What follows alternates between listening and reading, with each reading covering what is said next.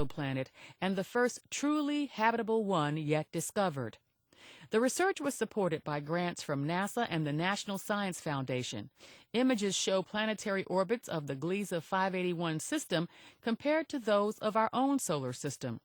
The Gliese 581 star has about 30% the mass of our Sun, and the outermost planet is closer to its star than we are to the Sun.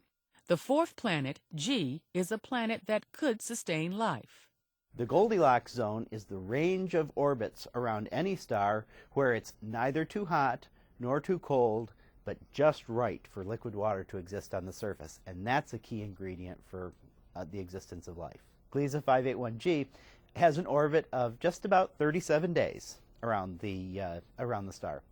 And when you listen to that, you think, wow, that must be way too close to the star for there to be life, because that's a short orbit. So this is shorter than the orbit of Mercury around our own sun.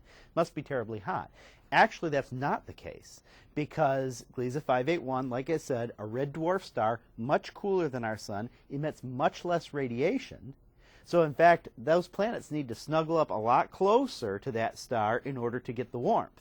So in fact, the habitable zone around Gliese 581 is much closer to the star than in our own solar system. We don't know if it's a rocky planet. In fact, that's interesting. We haven't determined the density because you need yet another measurement.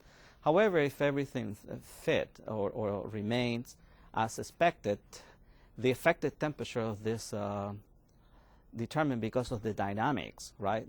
Because of the orbit and how hot is the central star. The temperature for this, or the effective temperature of this on the surface of this object, if it were a rocket, allow for water to remain as such. And so we have hope that there is a possibility of finding like a water world.